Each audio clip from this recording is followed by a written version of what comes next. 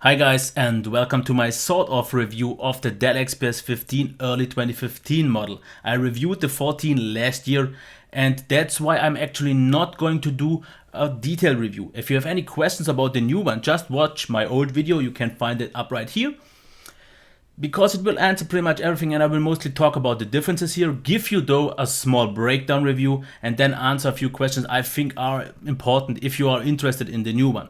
So let's start with the breakdown review. In terms of design and build quality, first of all, they are both pretty much the same. The only minor difference you can maybe see, and I'm not sure how much it is visible, the color is a little bit different. The 2015 model is more of a correct silver, where the 14 model has some slight red in it. But other than that, everything is the same. Same ports, same keyboard, same trackpad. So what's the quality of those?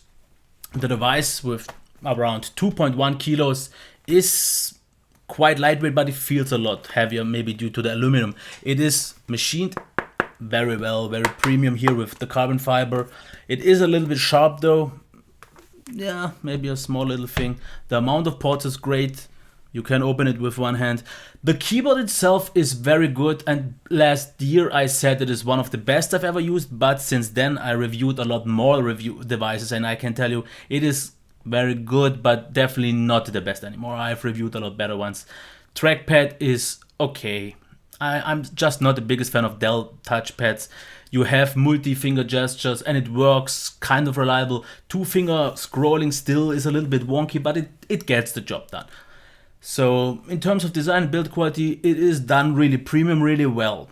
No complaints here. In terms of the display, 4K in the new model, 3200 by 1800 in the old model, and we had only PPS on the last year's model. Now we have a proper IPS panel, and the difference is mostly noticeable in terms of colors and viewing angles, because the old model had quite a shift from white to yellow. If you weren't on par on the right angle, it got yellow quite quickly and the colors shifted, and they weren't actually that correct. On the new model, this has been handled way better. The viewing angles are more stable, no shifting in terms of colors, just a normal brightness and contrast thing. Colors look way more accurate. They are very punchy, but not oversaturated, really pleasant to the eye. The display can get very bright. So the display itself is absolutely stunning. The old one was already great, but the new one is so much better. Of course, due to the high resolution, you will have scaling issues nonetheless, so keep that in mind. Sound. It can get very, very loud, and it sounds good to very good. Because the one thing that I have to complain that makes it not great sounding is bottom facing. Use it on your laps, it will get blocked, sound muffled. But even if on a desk, it reflects a little bit odd and it just sounds not as clear. I would say for some reason the 2015 model sounds a little bit clearer than the old model, but still it is not the same it is if it would be facing towards you. But the sound overall, with the great bass, nice mids, and yeah, okay highs, is still very good. Performance on both is top notch, with a small limitation. Both are still using the 750 GeForce M. So a quite outdated CPU, and I don't know why they didn't at least update it to something more new, like 860 or anything like that, but just something newer, because that is one of my main gripes, because this is a new model with a slightly bumped up CPU, but they didn't make any upgrade in terms of the graphic cards. So if you will use both side by side, the difference in terms of performance is so marginal that it doesn't make a real difference, and you wouldn't maybe even notice the difference without benchmarks or so. But still, if you want to play games, you can this with 1080p, maybe low to medium settings. I tried, for example, Project Cars, which worked quite nice, but with low settings. I had to go 1080p, forget 4K, and low, mostly things were low to medium. But if you want to do video rendering, Photoshop and all that, then it is great, because of the GeForce and the CUDA cores, for example, Adobe Premiere works just fine. And for all other daily tasks, it is almost too powerful, but quite good. As for the battery life, charging takes up about 3 hours and 40 minutes. This is already the 91 milliwatt hours battery, so the big one.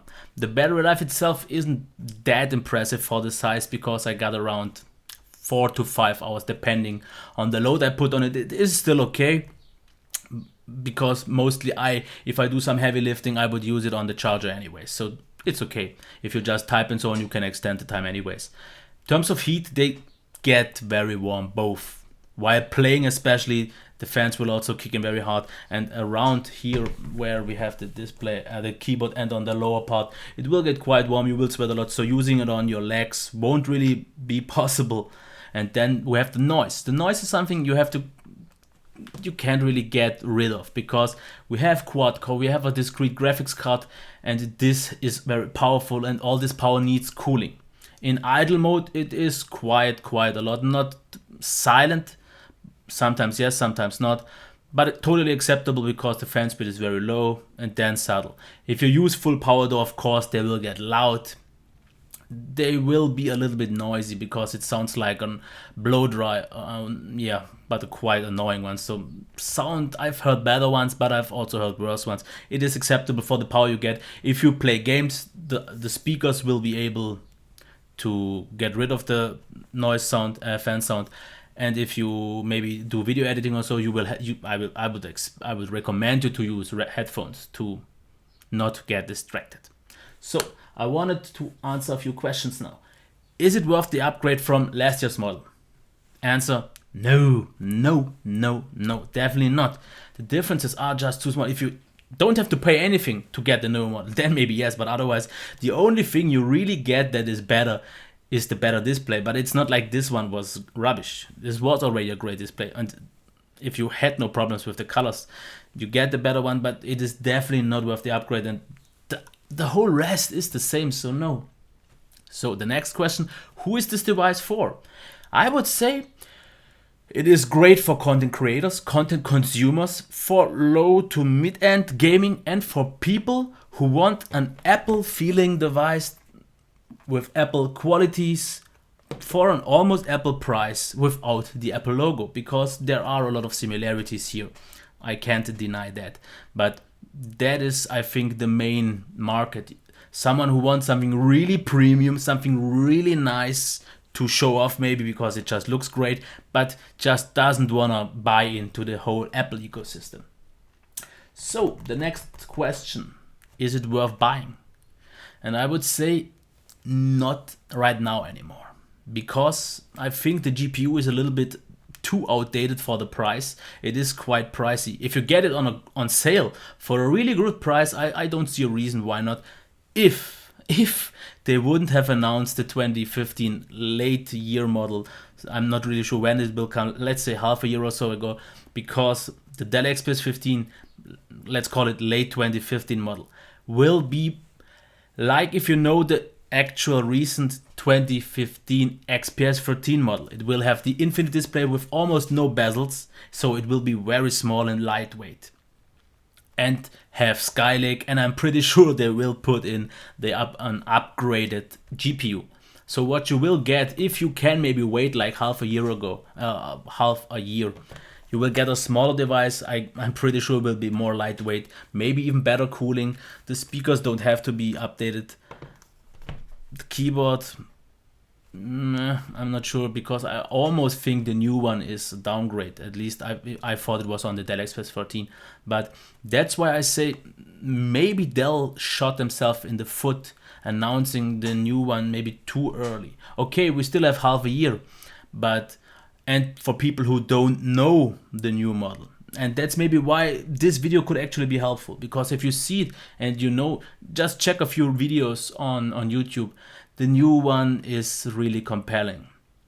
And not that this one isn't worth the money anymore, but knowing that something a lot better, because this is pretty much an 1 year old model with just a minor few adjustments to make it be worthwhile calling it 2015 model.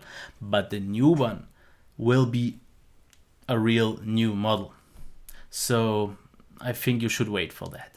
Okay, I hope this video helped you in some kind. And like I said, you can watch always the old review to get some more information, and if you have something, but I can say you the differences are negligible, just too small to really talk about them. And if you have any other questions, please let me know in the comments, and let me know what you actually think. maybe you have the old one, maybe you have the new one. Tell me your thoughts and what you think of the new 2015 model with the Skylake. So, okay, until next time, bye.